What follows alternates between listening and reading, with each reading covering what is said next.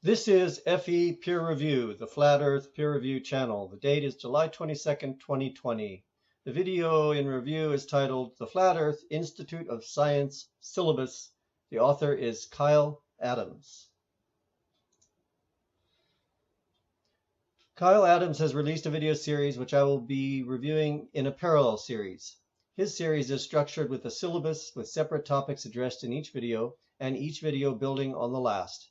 It is a good organization of material, so I will follow his syllabus and critique the weaknesses I find, video by video. In the first video, Kyle simply introduces the syllabus, the program he has in mind, and he also touches on the definition of science. At the Flat Earth Institute of Science, we take pride in building upon a foundation of observation. We then take our observations and draw conclusions from those observations. We then test those conclusions and make more observations, to which we draw more conclusions, which we test and make more observations, and so on and so forth.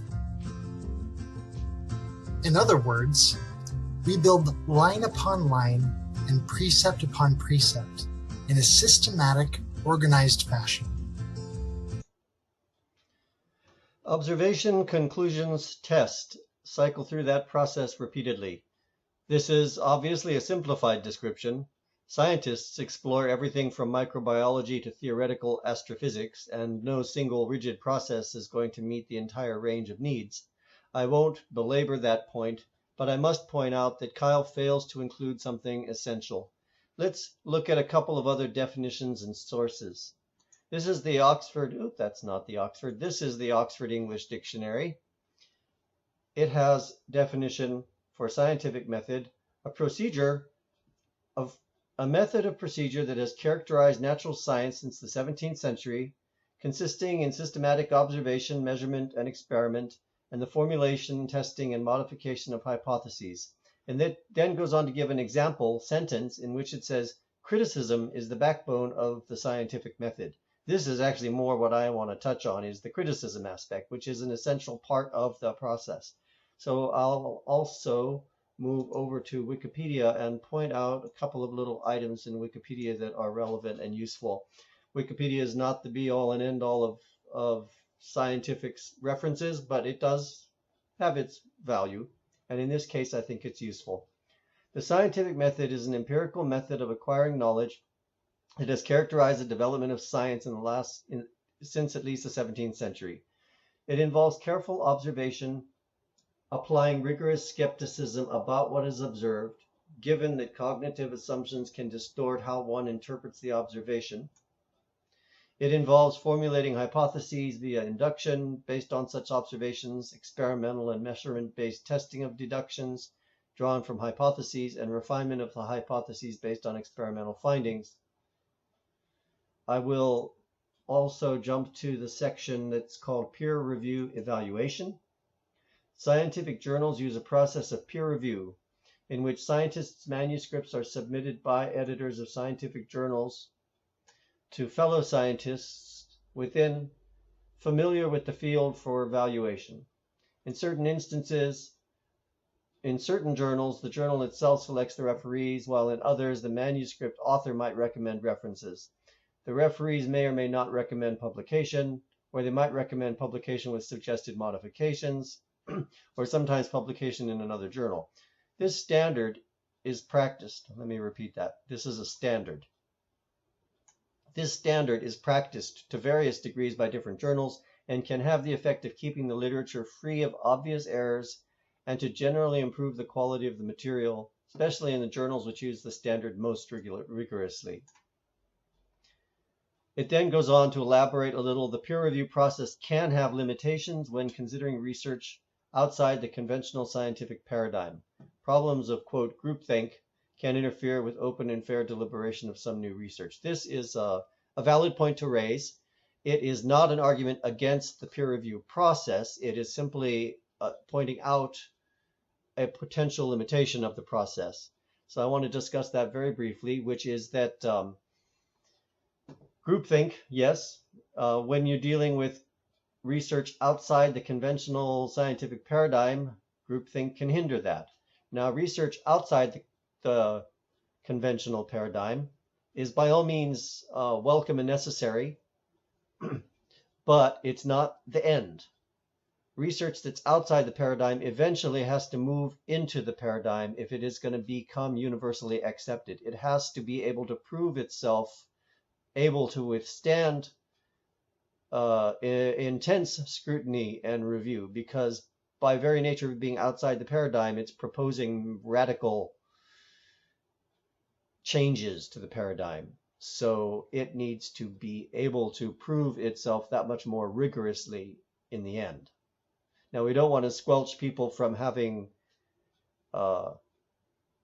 letting their imaginations run free, but at some point that has to happen at the start, and at some point what that free running imagination finds needs to be corralled into focused energy. It's like taming a wild colt. Eventually, if you want to ride that wild colt, you do have to tame it so that you can climb up on its back. So we can't use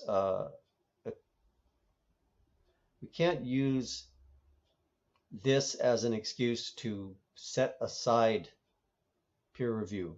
The last thing I want to say on this topic is reproducibility. Experimenters may make systematic errors during their experiments, veer from standard methods and practices for various reasons, or in rare cases deliberately report false results.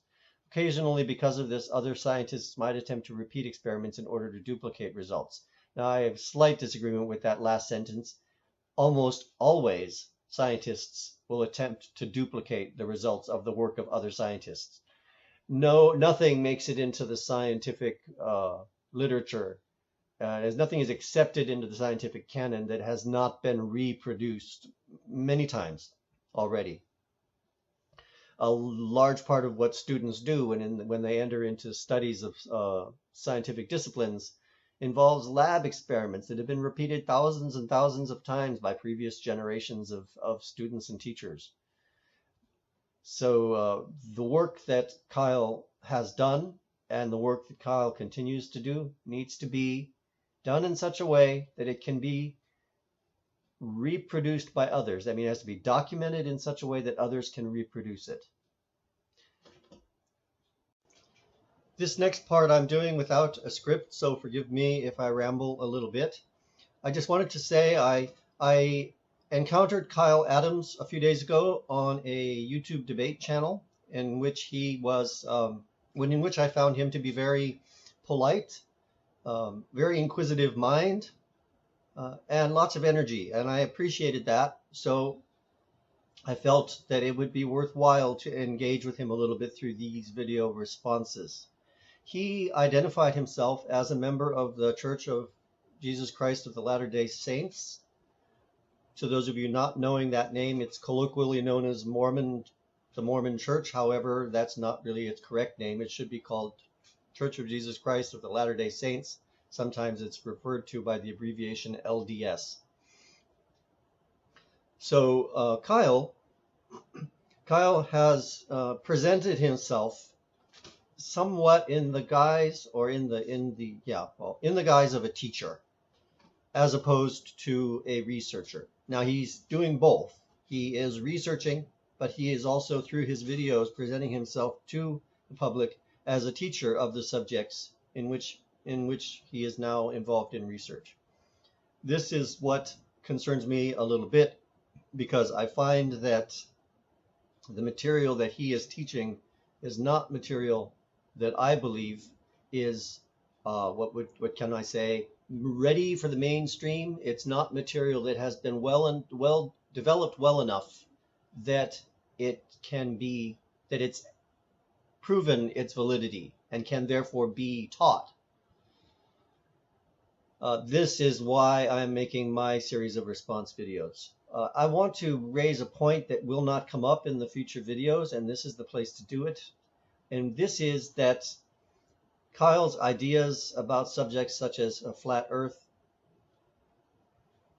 are not really biblically based. There are flat earth proponents who look to the Bible, not typically the Book of Mormon, but other Christian groups, who look to the Bible and things in the Bible that suggest to them that the earth is flat. I refer to these people often as biblical flat earthers. So I'm trying to make a case here that the theology espoused by the Latter-day Saints, their Book of Mormon, which I have read, and I have also read the Old and New Testaments, does not require that one accept that the earth is flat. In fact, it's basically not a part of their discussion. That aspect of the natural world is not defined through their theology. Now, I'm not making this up. This is not my opinion. I'm just stating what I believe is a fact and which I think can be demonstrated with two quick references here. I would like to refer to a gentleman by the name of Spencer Kimball, who passed away in 1985. He was the 12th president of the Church of Jesus Christ of the Latter-day Saints. And he wrote in a letter to a young person who had contacted him a very interesting essay about the difference between absolute and relative truths, that both types of truths exist in our lives, and that we need to differentiate between them. And in his example of absolute truths, he wrote, "The earth is spherical. If all 4 billion people in the world think it flat, they're in error. That is an absolute truth, and all arguing in the world will not change it. Weights will not suspend themselves in the air, but when released will fall earthward. The law of gravity is an absolute truth. It never varies." So he's making a case that there are different kinds of truth, some that change over time and some that do not. And among those that he cited that do not, he was perfectly content to refer to the earth as spherical. There is nothing in the teachings that form the basis of the Church of the Latter-day Saints that requires one accept that the earth is flat. So I believe Kyle Adams, this is a question of theology, not science. And so it's not appropriate for me to go into it here, neither, first of all, because I don't consider myself qualified to discuss the topic in detail, to the detail that Kyle needs. And second of all, I want to focus on his science. So what I think Kyle needs to do is to put himself in the presence of some of the more senior elders of his church, approach them respectfully, sharing his ideas with them and seeking their guidance as far as his interpretations of the theology of that church. This is something I can't help Kyle with, but there are, I'm sure, many people within his community who would be happy to do so. So I would like Kyle to consider that. And I won't raise that point again. I will move on now to his future video, the upcoming videos. This is all I have to say here. I hope you all will join me for the next few videos, which I will hope to put out over the course of the next 2 weeks, maybe 2 or 3. My time is a bit limited at the moment. But I think it will be a great opportunity to touch on a whole lot of different issues, such as perspective, the size and location of the sun, the nature of the sky, a whole host of these issues that come up in our conversations regularly. I look forward to talking with you all again. Please leave comments. I love to have comments on these videos. They give me ideas what's working and what's not. And if you're enjoying this, please press the like button and subscribe so that you can be informed when I put up future videos. Thanks so much for coming today and listening to this to the end if you made it this far. I wish you all a great day.